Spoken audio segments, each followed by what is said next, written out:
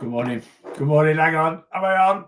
I'm on. Good morning, everyone. Welcome to today's TikTok, Facebook, YouTube live. It's been a while since I've said that. In fact, it was a week today. The last time I said that, I did jump on yesterday and do a TikTok live, but I was in the car. So I couldn't do the old YouTube and the old Facebook. But we're back. We're back in full. Well, kind of back in full swing. I'm not back in full swing. I'm playing catch up at the moment. I will be back in full swing from Monday. There wasn't a newsletter out. I was meant to actually do like a newsletter, a pre thingy newsletter, scheduled like newsletter and send it out to say I'm on holiday. There's no lives, or there'll be lives Thursday, Friday, but no, I didn't do it. So sue me last week, but we will be back next week, full swing, fully a go. Right, let's do the top 5 this morning. Let's see who's in. Cal's in at number 1, Lou's in at number 2, Lisa's in at number 3, Tracy's in at number 4, and Kelly C is in at number 5. You're my top 5 this morning on TikTok. Thank you very much for jumping on the live. I can't do top 5s on Facebook or YouTube, mainly because I don't get that many people that jump on straight away, and I can't see who's on. I haven't got a clue unless you come and say hello to me. I do not know who is on the live. Anyway, there we go. Paul's in, good morning. Emily, good morning. Lynn's in, morning. Rach. Milo was on one this morning. Do you know what? What's in the air? Because Blossom's been absolutely on one this morning, running around like a bit of a loon. Let me scan. Oh, no, all good. It is Fri-Weigh today. What is Fri-Weigh? Fri-Weigh is when all my clients, well, not all my clients, around 50% of my clients check in. Yes, around 50% of my clients check in. My clients check in every couple of weeks. So I've got a few clients at the moment that are checking in weekly, but the majority of my clients check in every 2 weeks. And weigh day is Friday. Just a great day for getting an accurate number on the scales. That's it. Doesn't signify the start of the week, end of the week. It's just a very good day for getting on the scales. Have I got on the scales today? No. I have been weighing weekly with my clients that are trialing weekly weigh-ins with, but I'm not. I'm leaving them alone. I know I've gained weight from holiday. You gain weight from holiday. I do feel a little bit bloated, and my official next check-in is next Friday. So I'm just going to leave the scales alone till a week today. We're on an Aquarius. The absolute. Just been to Spain, come back from Spain. I have drunk so many of these. I've drunk a good few of the full fat versions, and I've drunk a few. This is the zero. I don't know if it is 0 calorie, actually. It's 0 sugar. 3 calories a can. We'll take that. It is so good. I don't know what it is about it. I've just sloshed it everywhere, actually. But the old Aquarius, it is so good. It is my new favorite holiday drink. It's blitzed Fanta lemon. Now, I've got a new favorite holiday drink, which is the old Aquarius. You can only get the sugar-free. Like when you go to Spain, they have them little supermarkets that are dotted everywhere. They're just like little convenience stores. Cost an absolute fortune. I spent about €50 a day in them. While we're there, we'll get some water, we'll get a can of beer, we'll get an ice cream, whatever. Then we do the full-fat Aquarius. But you go to a proper like supermarket like Supermercado, and you can get the sugar-free one. So I have brought 2 cans. I brought 2 cans back. I meant to get more. Can you get Aquarius in the UK? Because I absolutely love it. It is such a good drink. I've got a new favourite holiday crisps, which is ketchup ruffles. Right, they've blitzed the paprika garlic lays, the green bag. They're out the window. Fanta lemon's out the window. It's now an Aquarius and ketchup ruffles. That is your go-to. Right. Chip away. Morning. Good morning. Calories don't count on the boss. They certainly don't, which is why I had no idea how many calories are in this can. They do count though. Now I'm back here. I tracked yesterday. Straight back into it. 2,057 calories yesterday. I've tracked all my main meals today. I've just had a yogurt bowl. I'm having an omelette for my dinner, omelette and beans for my dinner, and I'm having a chicken Caesar salad. Rachel's outside with work for a work's do. Just like a team bond. Yeah, I have no idea. Anyway, I've got a Caesar salad from Aldi, and I've got some like, well, I did the American, the Al Diner, which is the American diner range that's currently in Aldi. I've done like a special edition worth of calories that'll be out this afternoon at some point when I've edited it and got it out there.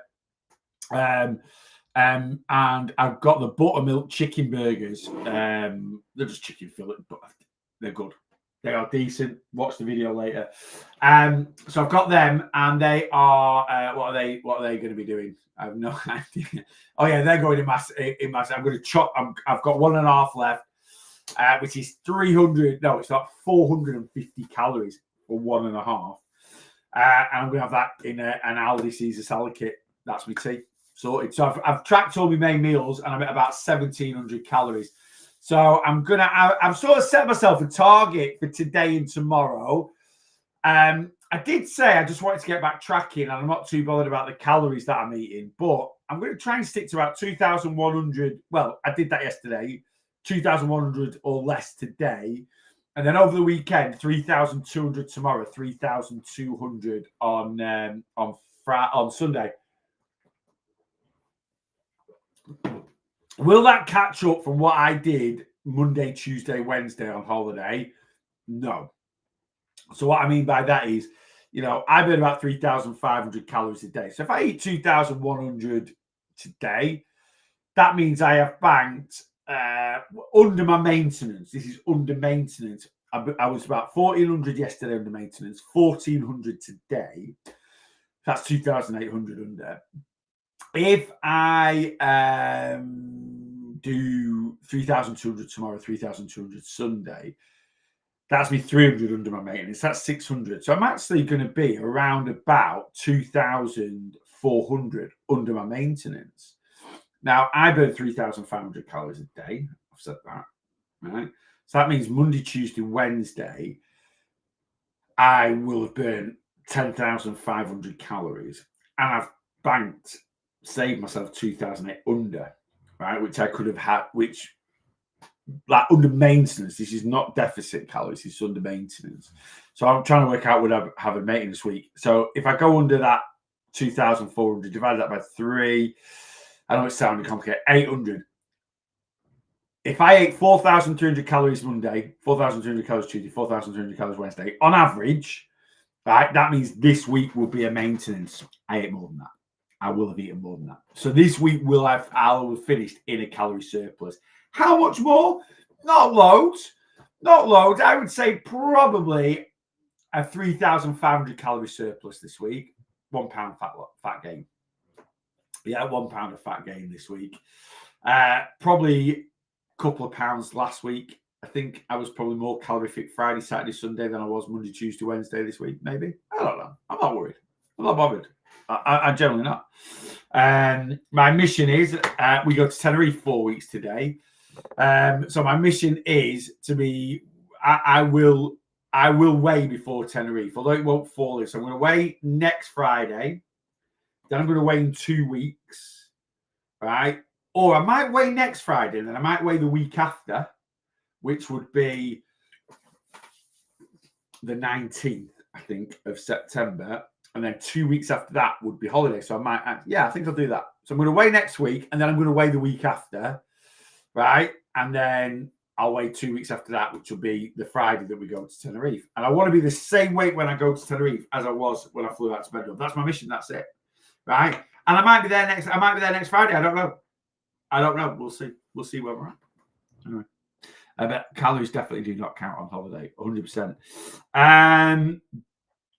Peter P, good morning, mate. A new job starting Monday. Going to miss lives. Butching them. Oh, Dan, you don't need to tell us on here. What's going on?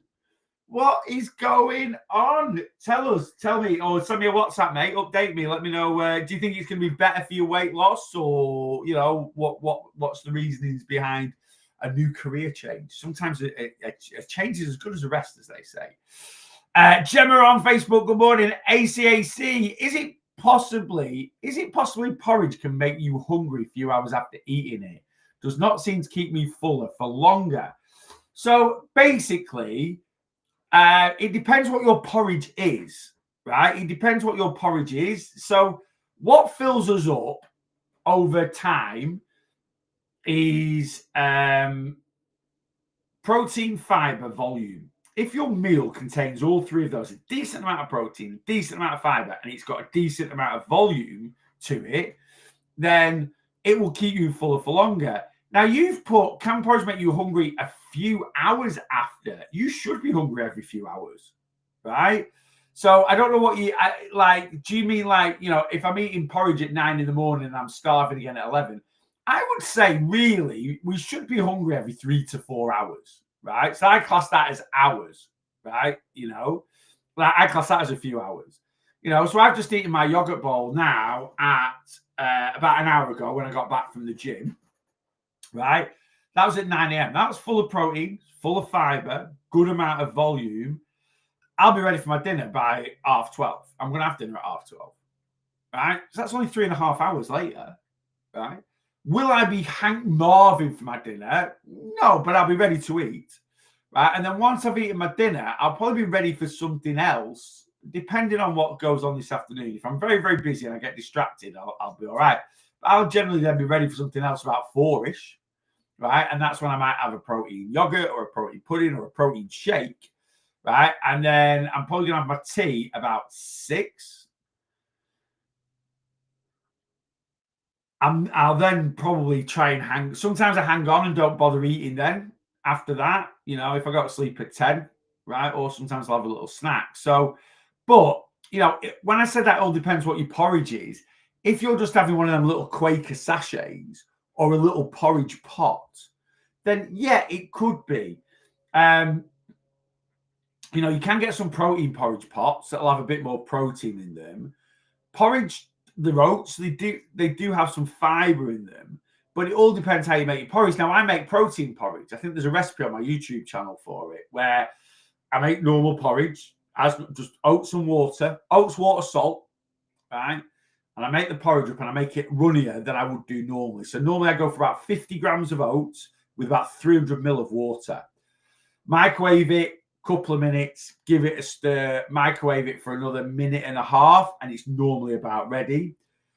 Then I add whey protein in it. Boom! That adds protein to it, right? I will then add fruit on top of it, and then I might do a drizzle of honey or something like that. And that protein bowl has got good volume, right? It's got good protein, it's got good fiber in it, and that will fill me up. But again, only for 3 or 4 hours. If you go and have a bowl of cornflakes at 9 o'clock this morning, you'll be hungry again an hour and a half later, right? So I don't want people to think that a high protein, high fiber, high volume meal is something that'll keep you full for 8 hours. I'll have that for my breakfast and I should be right till I go till tea time. Nah, that ain't going to happen. And we also need to understand, porridge is still a carbohydrate. Carbs do digest quite quickly in the body. And if you're having porridge in, if you're making your porridge in a quite a high glycemic way, so it hasn't got much protein in it, or you haven't added extra fiber to it by adding fruit to it, and you have things like syrup in there, which is quite sugary, that could cause blood sugars to crash, right? It could cause a spike in your blood sugars and cause your blood sugars to crash. Again, that will increase hunger. We can eat whatever we want to lose weight. We genuinely can, right? It doesn't matter what you're eating. You can eat nothing but crisps all week. If you're in a calorie deficit, you'll lose body fat. But the way we structure our diet will make it easier to stick to our calorie deficit. Yeah, the way we eat. Yeah, so yeah, you can eat whatever you want, but if you prioritize protein, prioritize fiber, if you look at my eating today. So I've had a yogurt bowl. It was good volume, good protein, good fiber, right? And then my lunch today is going to be 4 eggs, 4 bacon medallions, a sprinkle of cheese. I'm having a bacon and cheese omelette and half a tin of beans. Again, great protein, great. I don't know if my. I'll tell you. I'll tell you now. Good volume, decent volume.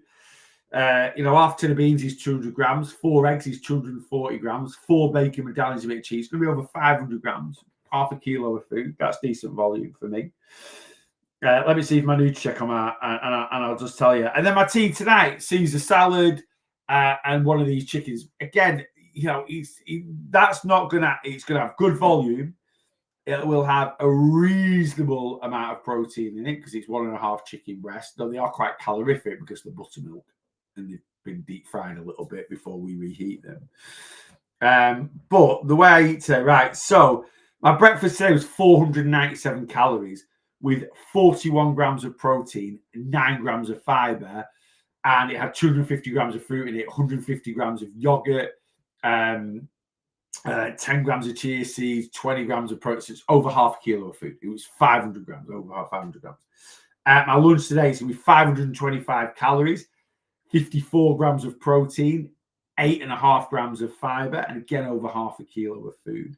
My tea tonight is 584 calories, 33.3 grams of protein, and 5.4 grams of fiber. Now, that hasn't got the biggest, for calories to protein ratio, it's not got the best. So I might look at bumping that up a little bit. How could I bump that up a little bit? Well, I might actually chuck a couple of bacon medallions. I'm having 4 bacon medallions for my lunch. I might have 2 for my tea, right? So 2 bacon medallions from Aldi is 54 calories for 10.5 grams of protein. So that would actually then make my salad 630 calories, but that'd be well over 40 grams of protein. I could also have something on the side because my salad tonight's only 584 calories.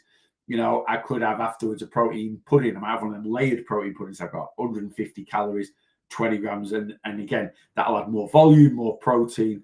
So the way you structure your eating will definitely, make it easier to control those calories.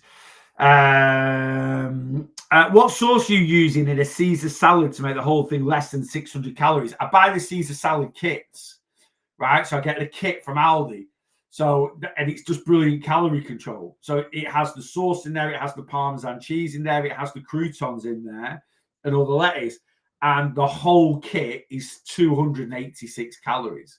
That includes your sauce, your Parmesan cheese, your croutons, and your lettuce. Obviously, lettuce is 0 calorie, right? It literally has 200 grams of lettuce in the bag, and that'll work out about 8 calories, right? So better something like that, 12, 15, 20, maybe say 20 calories of lettuce in the bag, right? So there's 260 calories of cheese, croutons, and sauce, right? Yeah. So they're really, really good. So obviously, yeah, if you go and buy like a Caesar salad dressing, the dressing in the Caesar salad kits, it isn't low calorie, it isn't a reduced fat sauce. It's just great portion control. Because if I go and buy a Caesar salad like bottle and you start lashing it on, you're going to absolutely ramp up the calories. But yeah, and I will actually bulk it out with a bit of red onion. That's only the salad I've got. So I will do Caesar salad kit, some red onion in there as well, probably 50 grams of red onion, and then one of them buttermilk chicken burgers on top. So, and that's why I love the Caesar salad kits. I have made my own Caesar salad dressing. If you go onto my YouTube channel and you take a look at, I did like a Caesar salad pasta dish, really, really tasty. And I actually made my own high protein Caesar salad with Parmesan, yogurt, garlic. I used 0% fat Greek yogurt. I used garlic, Parmesan cheese, anchovies, a few other bits and pieces. And it was absolutely delicious. And that was actually it was like 100 calories for a decent amount of sauce. And it had about 10 grams of protein in it. But I'm just going to use one of the Caesar salad kits tonight. Never bought medallions, but bet they're quite low, really low calorie. 2 medallions is 54. The Aldi ones, 2 medallions is 54 calories. A lot of people are like, oh, bacon medallions are dead expensive. Look at the weight, right? A pack of 10 rashers of bacon because people are like, well, I'll just buy normal rashers of bacon and then cut all the fat off. Right. Well, this is where people go wrong. So a pack of 10 rashers of bacon, I think, from Aldi is about £2, right? And I think the weight is about 300 grams. 8 bacon medallions from Aldi is £2.30, but the weight's 250 grams. So you might be like, well, for 30p less, right, I'm getting another 50 grams. You're not, because you're going to cut all the fat off, right? So by the time you cut all the fat off, your weight and you're wasting half the product anyway, right? So you've got to think, if you get a pack of back bacon that's 300 grams, there's probably 100 grams of fat in there. So you're actually getting 50 grams of less bacon for the sake of 30p. So it doesn't quite work that, I just buy the medallions. And the thing is, if I buy, and I do buy normal back bacon as well, right? But if I buy normal back bacon, right, am I going to cut all the fat off? Are you heck? Right? You're not just going to cut all and leave the medallion, because then, you'll get 10 medallions. You might be like, well, I get 10 medallions here. Yeah, but they're thinner. The bacon's really thin. The medallions from Aldi are really decent quality. So yeah, I just like going for medallions, It's a great way to have a lower calorie bacon sandwich and have more bacon. Yeah, absolutely. And they're not really that much more expensive. They're genuinely not. All right. Because what manufacturers do is, like, if you go to Lidl, to Aldi today, or Lidl, wherever, any supermarket, and you get like bacon lardons and stuff that you might use in something like a carbonara, that is just the offcuts of probably making bacon medallions, So yeah, really, really good. And like John said there, if you wanted to, a pack of bacon medallions from Aldi is £2.30. 8 medallions, right, is 200 calories. 200 calories for 40 odd grams of bacon. So you could have 8 medallions on 2 slices of bread. You're still under, with a little smidge of butter and a bit of tomato sauce. You're at, like, for a bacon butty, you're at under 500 calories for a bacon sandwich that's going to give you like 50 grams, including the bread. It's going to give you like 50 grams of protein. Right? That's a 10 to 1. Everyone goes on about this calorie to protein ratio, 10 to 1. Right? You can do with a bacon sandwich with bacon medallions. You really can't race. Absolutely love them. I made a chorizo and prawn curry for tonight. Can't wait. It sounds very, very nice. Simple changes. Honestly, simple changes, small changes, little swaps lead to big results. They genuinely do. Sometimes it's a psychological thing. If you switch, I love Warburton's orange bread, right? The toasty bread, it's class, isn't it? Like, let's be honest, if you're going to eat white bread, it's about the best there is. I absolutely love it. I was brought up on it. And, if you want a bacon butty, white bread just ticks all the boxes. But it's 114 calories for the orange one, the thick one, the toasty one. If you went for the blue one, which is a medium, just thinly sliced, right? Same size loaf, 800 grams. You just get a few more slices out of it. You're talking like 75 calories a slice. And really, you're not missing out. So you went for 2 medium slice Warburtons, 150 calories.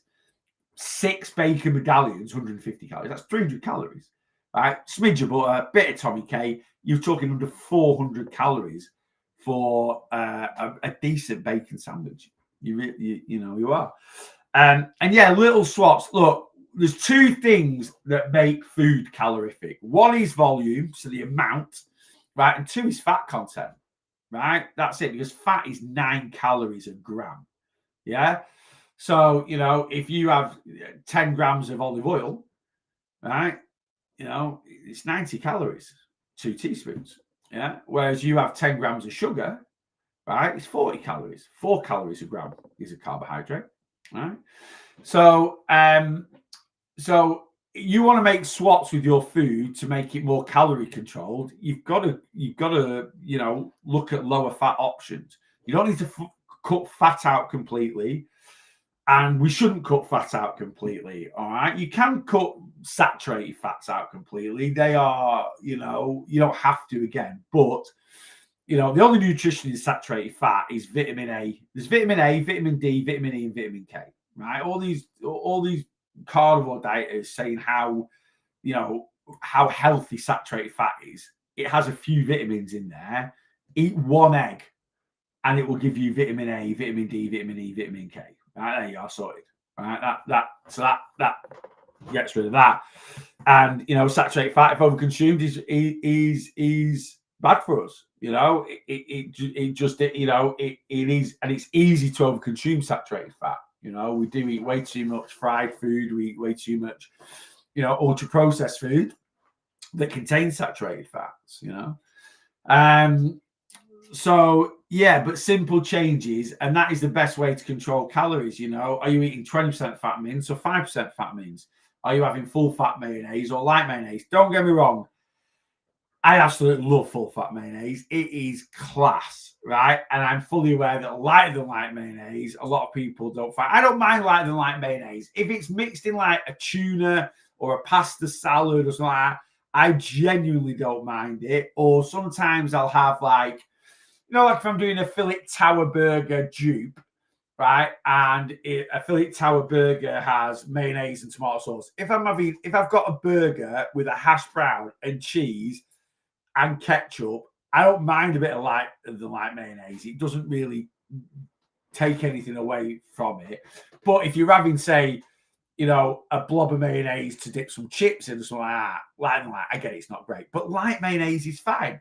And a full fat Hellmann's is per tablespoon is 100 calories, whereas the light version's 40, and it's not a bad swap,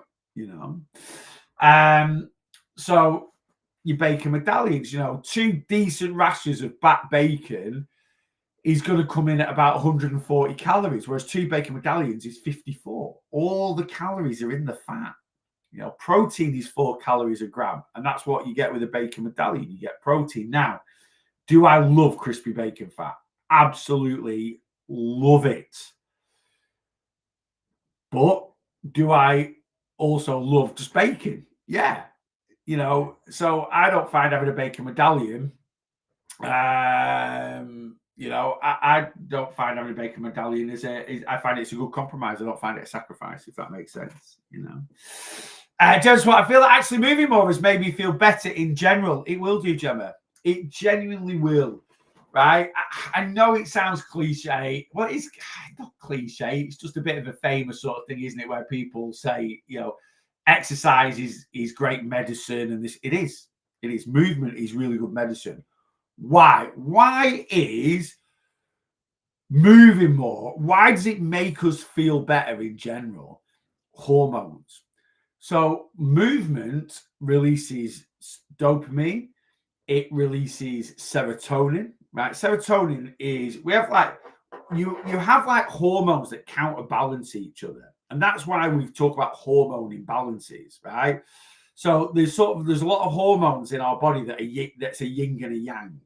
And 2 hormones that are a yin and a yang, which affect our mood and our overall feeling, is serotonin and cortisol. So cortisol is our think of it as happy and unhappy. Cortisol is our unhappy hormone. Serotonin is our happy hormone, right? So cortisol, elevated levels of cortisol leads to things like stress, anxiety, depression. Elevated levels of serotonin leads to feeling good about ourselves. It leads to positivity, confidence, energy, motivation, right? And too many of us have an imbalance. We have cortisol up here and serotonin down here. How do we, and this is, and if you're over a long period of time, if the balance is like this, the serotonin's here and cortisol's here, right? This is where things like depression comes in, because we're just battling demons. That's what this causes. It causes demons in our mindset, and we're battling it. And if we're constantly battling those demons, they will take over. You then might go to the doctors and they'll prescribe you, sertraline or citalopram or any other antidepressant that's out there. All an antidepressant does is this, right? That's the best it'll ever do for you, right? Cortisol here, serotonin here. The best an antidepressant, most antidepressants do this. The best an antidepressant will ever do for you is this. You have got to switch the balance. It's only you that can switch the balance. No drugs will do it for you, right? And if your serotonin's here and your cortisol's here, you are going to be in a much better place. And one of the best natural ways to increase our serotonin production, which will naturally knock down our cortisol production, is movement, right? And just any movement, right? Just moving around your house, walking on a walking pad, a treadmill, anything like that will do that. It'll only take it so far. If you then go for a walk outside, what have we got outside? Light. One of the big contributing factors to my depression was I locked myself away. See this? This is a tan. This is a tan from the sun because I've been to Spain for a few days. I've always got a pretty decent colour to my skin. And it's not because I batter sunbeds or anything like that. I like spending time outside now. I never used to. I used to sit in my jail, which was my bedroom. And I used to have the pale. You look back at any of my old photos that I ever put on, I am pale because I locked myself away. Vitamin D increases our serotonin, right? So if you are currently not feeling great about yourself, struggling to face the outside world, try and move more in your house. That will then try and switch this balance, right? As the balance switches and you feel a bit better about yourself and a bit more confident, then go for a walk outside, right? Because then you're not only moving more, you'll get vitamin D. And the best way to get vitamin D is from daylight, right? And that'll switch the balance even more. After that, you then might start going and doing some exercise, which gets your heart rate pumping, gets your blood pumping, right? And that'll switch the balance even more. What else can we do to switch the balance of serotonin and cortisol? Diet, right? Eating foods that, I come back from Spain on Wednesday. Yesterday, I was on my bum.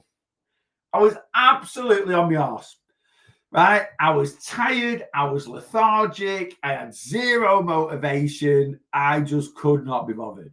And that's from eating, and that's from eating 4 days of just basic junk food, right? And 4 days of drinking alcohol.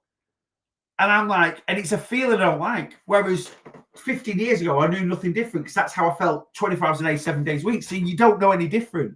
Now I do know the difference. And yesterday was horrible. But yesterday I got some fruit in my system.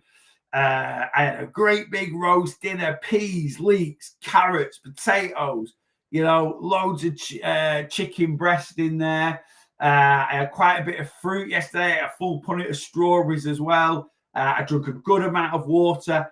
I woke up today like a new man. I'm absolutely buzzing today. I was at the gym at 7 o'clock this morning. I've trained well. I'm sat here now. I'm ready to face the day. And it's just that little switch, so eating better, right? And we start putting all these things together, right? And we do that consistently, we'll just feel miles better. And the better you feel, well, that's going to limit your emotional eating, right? That's the big thing. It's going to limit. We only emotionally eat through negative emotion. And if we're doing things consistently in our life that promotes positive emotion, then the negative emotion you'll feel will be limited. The negative emotion you feel, you can't eradicate negative emotion. You're always going to feel stressed every now and then. You're always going to feel angry every now and then. That's just life, right? But if we have a lot more positive emotion running around our body, around our brains, than negative emotion, the need for emotional eating is going to be massively limited, right? And that's, again, going to make it miles easier to control your calories, yeah? I've noticed, though, that my lower back hurts much less since I've been moving more. So that's a win, too. If you don't use it, you lose it. So a lot of people that have a weight issue, and this was my big issue, we use having a weight issue as an excuse not to move, right? I became very lazy in my I always did quite a decent amount of movement in my 20s, if I'm being honest with you. I worked behind the bar, and then I worked in sales, and I was traveling about. And when I say I did a decent amount of movement, I never did any exercise, but for someone my size, I did move quite a bit, right? My level of movement was all right? When I got into my 30s and my obesity really was taking a toll on my body, that's when I started to shut down. And I just became lazier and lazier and lazier. If you don't use muscles, they weaken, right? Legs, backs, right? Joints weaken, knees, ankles, hips. I get a lot of clients that have weight issues that come on board and they're like, I don't walk very far because when I do walk, my knees and my back hurt. They will do, right? It's not an injury. it's not something that's doing damage to your body, right? It's because you don't move anywhere. If you don't move anywhere, if you just spend most of the time sedentary, your body weakens because it's got no reason to adapt to stay strong, right? And when I first started moving more, I was over 500 pounds. Right, shifting 500 pounds about is a toll on anybody, right? And I was in pain. I was in pain, but I wasn't in pain because I'd injured myself. I was just in pain because my body's like, you think about like a 40-year-old car that's not been started, and you start it up and you start moving it, and it starts creaking and cracking and going like, my body's just not used to moving. That 40-year-old car, once you get the engine nice and warm and get it ramped up and get it moving, it'll run a lot smoother. And 6 months into my weight loss journey, I could actually walk around quite freely, right, for a good amount of time. Still over 30 stone, right? But it's because I started to use my body. And from me starting to use my body's like, Neil's not using his body. Now his back needs to be stronger. Now his legs need to be stronger. And that's the same as going to the gym. That's how we build muscle, how we build our strength up, because we get our body to adapt to what we put it through. So, people that unfortunately have a disability where they end up non-weight bearing, you look at anyone in a wheelchair, right, that's permanently non-weight bearing for whatever reason, they might be paralyzed from the waist down or something like that. Their legs have no muscle, right? Their legs are really, really small, because your body, if it doesn't need to keep muscles strong and that, it won't. And obviously, if someone's unfortunately paralyzed for whatever reason, they can't move their legs, so their body doesn't need to adapt to keep the legs strong. So they just get a lot of muscle wastage, and that's what happens to your body when you become sedentary. And it will hurt when you start moving more. It will, right? But you've just got to keep going. You've just got to bite the bullet and move through it. I'm not saying this is what you should do, but the first 6 months of my weight loss journey, paracetamol and ibuprofen were my best friend. I took a lot of anti-inflammatories just to try and knock the pain down enough to keep going. But it worked, and I kept going, and eventually I was fine.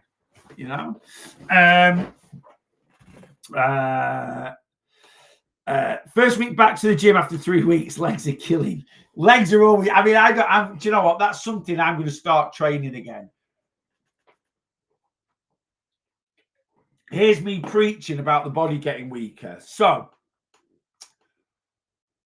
maybe it's a fault of my own. I have no idea. But, well, it is a fault of my own. It is. Maybe it's a fault. It is my own fault. I actually, although I've got arthritis, hips, knees, ankles, when I was a personal trainer, I did used to train legs, and I had decent muscles in my legs. And my legs were pretty strong. My legs were always carrying a bit of weight about, so they weren't bad anyway. When I retired from personal training, I stopped going to the gym, or I stopped, just personal training, really, moving around as much. Again, my body, because I'm not putting it through as much, did weaken, right? And I went through a period, and I gained some weight.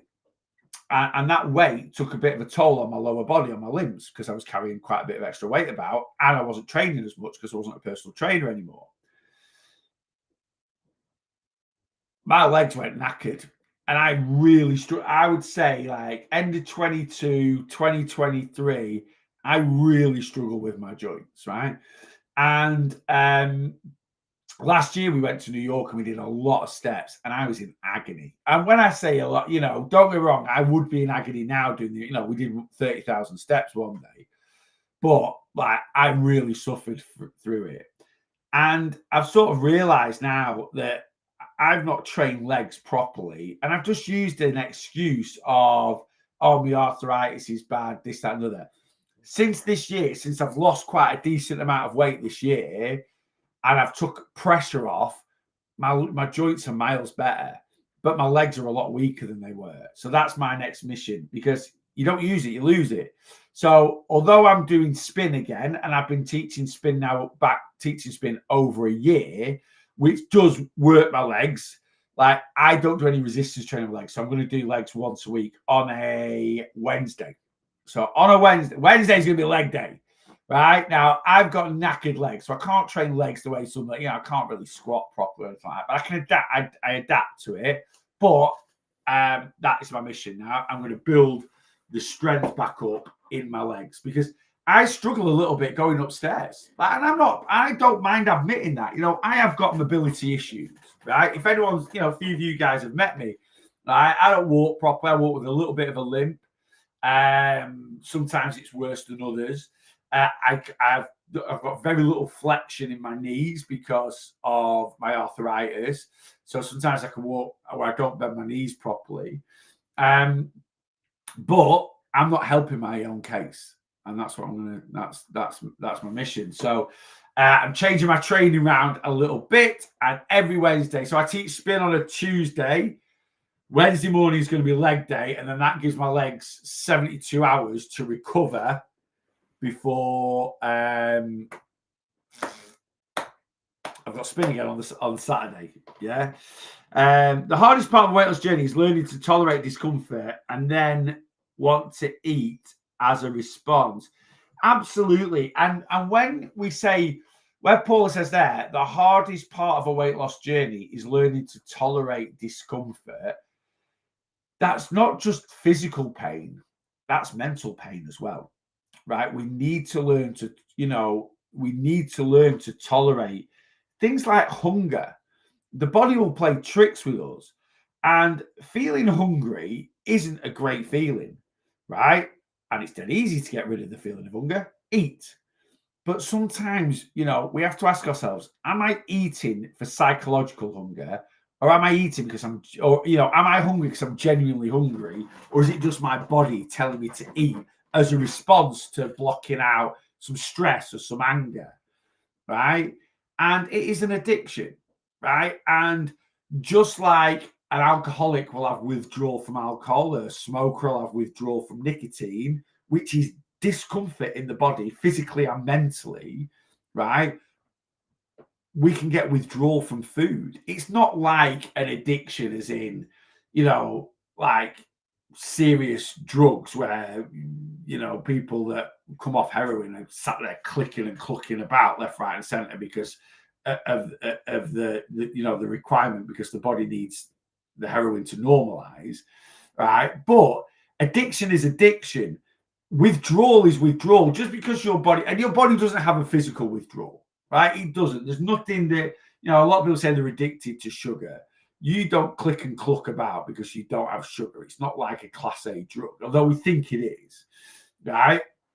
But we still have withdrawal from, and I think the biggest withdrawal with food is habit. Is that it's that coping habit, isn't it? When I'm stressed, I have chocolate, and it distracts me from it because chocolate tastes amazing, right? And it's just that habit. And I think that's one of the biggest things with smoking. Nicotine's out your system in 10 days. If you can quit smoking for 10 days, there's no actual physical withdrawal there in the body. Your body's not crying out for nicotine 2-3 weeks in. So why 3 weeks in do we still struggle to want a cigarette? It's habit. It's breaking habits, right? And that is there is discomfort in that, hardest part of food addiction is you have to eat to survive. 100%. I've always said this. Food is the one addiction you can't completely quit. You can quit alcohol. You can quit smoking, quit drugs, quit gambling. Right? These are all major addictions. You have to eat to survive. And I also think the problem with food is so many different foods have an association with other foods. I don't know if that makes sense. What I mean by that is, you might be like, I love chocolate, right? And it's my downfall. So many people say that chocolate's my downfall, right? So the answer might be, well, just quit eating chocolate. You can't, because there's always something that reminds you of chocolate, right? There's certain foods that you might eat that are all quite linked together. Coffee and chocolate, very, very similar. Dark chocolate and coffee there'll be some technical term for it, like the very, very similar things. So there's certain things that we're going to eat, right, that remind us of those things. You're also going to be put in situations where, you know, an alcoholic will never be put in a situation where they need to drink alcohol, right? No one would ever do that. But, and there's less, we've talked about this before, actually, not for a bit. There's less peer pressure with, you know, how I describe it is if you, let's say you went to a wedding, right? You went to a wedding and you sat around a table and we're toasting the happy couple, right?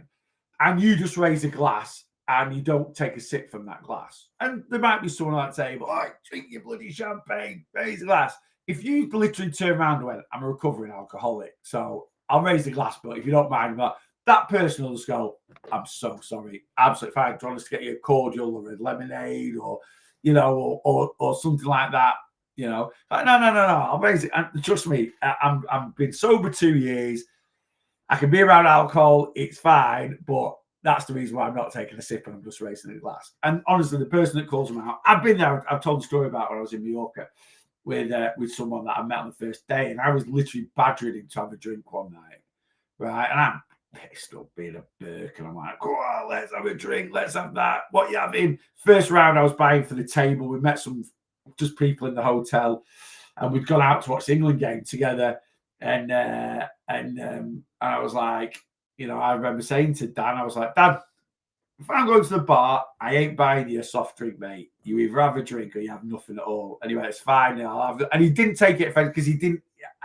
But you know, and he was like, I'll be honest with you, I'm a recovering alcoholic and drug addict, so I can't have a drink. And I'm like, oh my, I'm just wanting the ground swallowed up. I was like, mate, please, sincerest apologies. I didn't realise. He said, no. He said, I should have mentioned it, but some people judge me on it. I said, no judgment here, mate. I get it.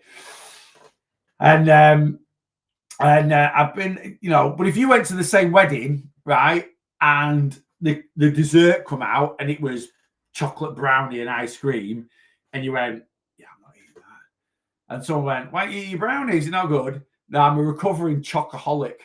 Shut up. Eat your flipping brown. That would be the difference. That would be the difference. There's not as much outside. Do you know what I mean? So I just don't think you can quit any food. I think you have to learn to manage the control. Whereas, like I say, you don't need to learn to manage your alcohol consumption. You don't need to learn to manage your drug consumption or your gambling. You can just quit it, right? And it won't. I just don't think you can with food. I think in society as a whole, in terms of social life, living your day-to-day life, every single food, even foods we overeat, we need to learn to control. Does that kind of make sense? Right. This is the issue with GLP-1s. We are avoiding the discomfort of food noise, cravings, hunger. I think I just blew my own mind. It is, and this is, you know, obviously a lot of people, and it's amazing now. I've not really spoke about this much, but obviously at the beginning of this year, Manjaro blew up. Right, it went huge in the UK, and it seemed like everyone was on it. Not everyone was on it. There's 20 million obese people in the UK, and there was about 1 million Manjaro users. But it feels like everyone was on it, right? And it's not really died down. You know, it's not quite, the boom's not quite as there as January, February, March, because there's always going to be peaks and troughs with when people want to lose weight. But it's still been really, really popular. A few weeks ago, it was announced that the prices were going to change, right? And price increases were up to 170%. It's amazing, the panic. And it is the panic I've seen. And I've not really opened up or talked about this because I've got a lot of clients that are on Manjaro, and I've seen this panic, and it's kind of like an addiction. People are like, oh my God, I'm not going to be able to afford it. Oh my God, this. Oh, I'm going to jump to Wegovy. Or I'm going to jump to some, you know, like I've seen people then pushing these stupid bloody fake patches on trying to take advantage of people. And it's like a blind panic. Like, oh my God, what am I going to do without this drug? right? And it is, and again, it's not as severe as taking. It is a drug, of course it is, right? And it's not as severe as say using a class A or something like that. But rather than people going, do you know what? I'm not going to be able to afford this going forward. Let's use, let's use the reality check of let's just wean myself off it and let's go down the route that I've been down before where I've lost weight, right? But let's do it in a healthy, sustainable fashion, right? People are literally like, what am I going to do to carry on getting this drug into my system? And that's just the vulnerability and desperation of weight loss, but it is amazing, I'll be honest with you, I've got quite a few people that have signed up with me that have decided, yeah, I'm going to come off it, which has surprised me a little bit, and they're going to come onto my coaching plan so we can wean them off it and get them doing it, thingy. But it has created a panic, And like I say, people are, I'm going to go from this to this. I'm going to jump from this drug to another drug. And it's like, how many people are using it rather than, and this is the issue with it, will we see, are we going to see now a lot of people just stop using it because of the price increase? Yeah. Will the prices level out going forward? Of course, because, if a lot of people stop using it because it's too expensive, that will create a little bit of a price war, and suppliers aren't going to go and undercut themselves straight away. They're going to see what the demand is like. They'll release their new price list, see what the demand is like. If the demand drops off, they'll cut their own profit margins a little bit, reduce prices, and you'll end up with a bit of a trade war. And I think by probably January, I can't see the prices being massively different. They'll be more expensive. But I think it will settle down. It will get cheaper. But there has been a mild panic over it. And it is like, is that an addiction? Is that, rather than people thinking of it logically, going, do you know what? I've used it. I've lost a decent amount of weight. I've proven to myself I can lose weight. But I think a lot of people, they still believe that the drug causes the weight loss. It's not the fact that it just stops you eating or reduces your calorie intake. Well, you can do that yourself. And at some point in time, you're going to have to do that yourself, I've seen quite a few, again, regulation purposes, anyone here now that's on Mounjaro that has a BMI that's under 25, your supplier should be telling you to come off it anyway, right? You shouldn't be on it, right? Whereas I know people that have started on Mounjaro at 15 stone and are now under 10 stone with a BMI of like less than 20, and they're still buying it and still using it, right? Well, it shouldn't be like that, right, let me scan up. And like I say, I'm not having a go at people using it. I've always said this, if used in the right way by the right people, it can be a fantastic tool. It can be an absolutely fantastic tool to help with weight loss, right? And I'm coaching probably 25, 30 people that are on Mounjaro.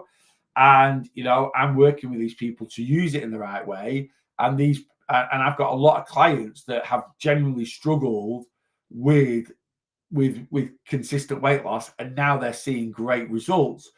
But they're not crash dieting. They're just using it as a helping hand to help them control calories rather than just blank everything out and just go, I should be eating 15, I should be eating 18, 1900 calories a day, but I'll just whack this in my system, eat 1,000 calories a day and lose weight, right?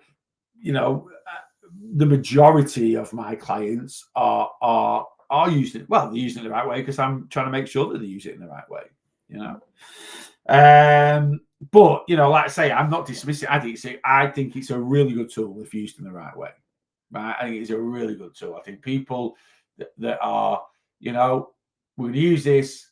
I'm going to, it's just going to help me concentrate on changing my lifestyle, which I know I need to do without some of the distractions that my food addiction gives me. Right? And that's the thing. And once I'm changing my lifestyles, like I say, that it's then just a case of bringing myself off it and knowing I can do it naturally. And you all can. You honestly can. I just keep it all low impact for my joints, but moving more reminds me of when I was healthier and exercising regularly. It was like my body remembered. Absolutely, Gemma. It's not an addiction to food, I think. It's an addiction to the dopamine hit eating provides. I think that's correct. Dopamine, the happy hormone. Yeah, it is. It's all, like I say, there's no actual evidence that, when we smoke and we take nicotine into our body and then we stop, the body has proper withdrawal from nicotine. It needs it, like, to normalize it. There's no actual evidence that any food types do that to the human body, where the body starts creating. A lot of people think that sugar does do that. It doesn't. The one substance that's maybe close is actually saturated fat. But yeah, we get addicted to the feeling. So it is slightly different, if that makes sense. And we get addicted to food at the time we eat it. Certain foods at the time we eat takes us to a different place, doesn't it? It still does now to me. I still eat certain things and just, do you know what? A prime example, we went to the Trafford Centre last Friday on the way to Manchester Airport, right? And I had a Five Guys and, a 900-calorie burger before any toppings were put on there. Now, I only went for lettuce, pickles, onions, and some relish. So there's probably 100 calories worth of toppings on there. So 1,000-calorie burger. When I bit into that burger, someone could have tapped me on the shoulder and go, I lied to you. It's 3,000 calories. I'd have still eaten it. Because the joy of eating that burger was amazing. I then followed that up with a pistachio. Is it a crookie? I don't know. Millie's Cookies, they do these. It's like an opened up croissant with cookie in the middle of it, and then like a drizzle of, honestly, they're 650 calories each. And again, every mouthful of that, I was on another planet. I was in heaven, right? And we get why we get addicted to food, because if I was in a very dark place, and I used to be, I'm not anymore. So I can eat that and go, I don't need, I can eat that with enjoyment and zero guilt. And I'm eating it because it tastes amazing.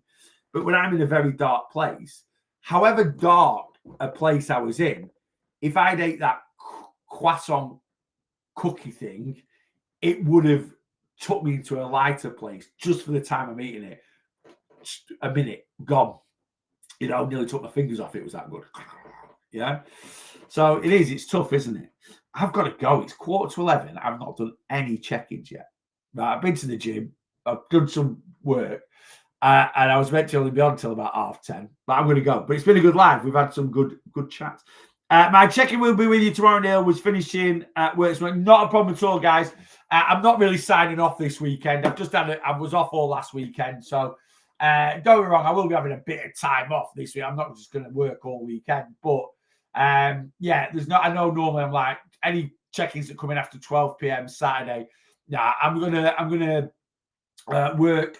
I'm gonna do some work in the morning, and then if check-ins come in the afternoon, I'll just have my laptop in the living room, and again with Sunday, I'll probably be doing a little bit as well. So check in with it. If you've missed check-in today, just check in tomorrow, guys. Hi, are you able to help people prove Manjaro? 100%. Since doing it, losing is hard. I regret it. Becca, you don't need to regret it, right? You just need to learn from it. And again, all that's, if you've gone on to Manjaro and you've lost a good amount of weight and then you've come off it, you've just probably not taught yourself, like I was saying before, teaching habits, teaching people, you should be working on. We have this moment in time. Whenever you start a weight loss journey, right, whatever you've done previous is what's led you to this point to where you've decided you need to start a weight loss journey. And going forward from this point in time, you need to change what you did previously permanently. So obviously, if you start taking Manjaro, it is going to change, right, what you were doing previously, because you're going to be eating less. But there's so much more to life than that. Previously, how sedentary were you and how sedentary are you now once you're taking it? Previously, what was your overall diet like? What is it like now you're taking it? You know, oh yeah, my diet was rubbish before. My diet's still rubbish now. I just eat less of it, right? Because I'm taking this jab. Well, yeah, you're going to lose weight because you're in a calorie deficit. But what happens when you do stop taking it? If your diet was rubbish here, you've started your journey here, and your diet's still rubbish here, you're just able to eat less because of a medication, then when you stop taking it, you're just going to end up back to here, right? Because your diet's still going to be rubbish, but you're not going to have that third party control. You need to develop your own control. So yeah, if you've come off it, you know, and you're really struggling, you know, I don't offer a miracle cure, but I can certainly tap in and get you in a much better place, and we'll get you. Sometimes it's just a confidence thing. Sometimes we just need to believe in ourselves that we can. You know, if you've been, you know, if you struggle with your weight and you've lost the most you've ever lost on it, we do run. But you know, a lot of people do that with any diet. The only way I can lose weight is by not eating carbs. The only way I can lose weight is by sinning my food. The only way I can lose weight is by only eating one meal a day. The only way I can lose weight is by taking Manjaro. We have no confidence in ourselves that we can just do it ourselves, right? So I'll hopefully improve that confidence. Anyone wants to come on board, I am a weight loss coach, whether you're on MJ, whether you're just doing it naturally, whether you're on it and you want to come off it, whether you're doing it naturally and you're thinking of going on it, I will coach you. I've covered the bases, I think, pretty much this year. I've got current clients on GLP-1s. I've got current clients that are thinking of moving ship and going from Manjaro to Wegovy when the prices change. I've got current clients that I'm currently coaching to come off it. I've just took on a new client last week that has just started Manjaro through the NHS. So I'm fully diverse and at the end of the day, whichever way we are choosing to lose weight, right?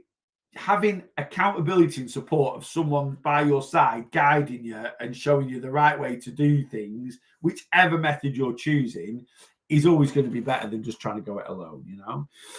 I'm going to drop you a message after this. Need some tips for at-home workouts. Paula, not a problem at all. I will get back to you tomorrow. I've got about 60 check-ins to go through. So yeah, anyone that's messaging me about, I'll get back to you as soon as I can. I might get back to you today. I'll see how I get through on the old check-in from. But yeah, ping me a message. Right, that's me. I've got to go, guys. If you want to come on plan with me for whatever reasons, you know, wherever you're at with your journey, TikTok profile, Facebook page, YouTube page, click on my link tree. You can send over an inquiry form. So the first tab of my link tree is, you know, Neil, inquiry form. You know, hi Neil, sitting on TikTok, sitting on YouTube. Been following you for a little bit. Can you send me details? Well, bump if you want to write in it, and I'll email you directly. Or if you're just like, no, I need to get going, I can start your week on Monday. Right, a week on Monday. I've got 3 people starting a week on Monday. So there's 2 spaces left for a week on Monday, the 15th of September. If you want one of them spaces, TikTok profile, Facebook page, YouTube page, Instagram, don't matter. Click on my link tree. There's a little shop in my link tree. Click on monthly one-to-one plan or yearly if you want to sign up for you can pay one off. There's a sign-up fee from a one-to-one plan, and then it's a monthly subscription. Right, it's not expensive. It runs pretty much in line with Slimming World. If you can afford Slimming World, you can afford to work with me. All right. Or you can just pay. If you don't want to pay a monthly fee, you can get yourself a really good discount and pay up for a year. And yeah, click on the shop, whichever you're going to do, and get signed up. You'll get instant access to the community. I'll get in touch with you. I'll get your plan written up, and we'll get you going a week on Monday, which is the 15th of September. So come get signed up. Right, I've got to go. I will be back Monday. That's me. I'm out. We'll be back Monday. Full swing Monday. 2 lives Monday. Weight loss coaching lives next week. 2. I might mix it up on the Thursday. I've spoken about this before. I'll see. Everything weight loss session will be next Wednesday evening. Yeah, back into it. Head first. 3 full weeks. 4 full weeks, really. 4 full weeks, and then I'm away again. And then nothing. Then 10 full weeks. I think it is. When I get back from holiday, I think it's 10 weeks until Christmas. Ooh. Right, I'm off. TikTok, I'll sign off to you first. See you later. Have a great weekend, and I'll see you Monday morning. Facebook, YouTube, exactly the same. I will see you Monday morning, 8:30.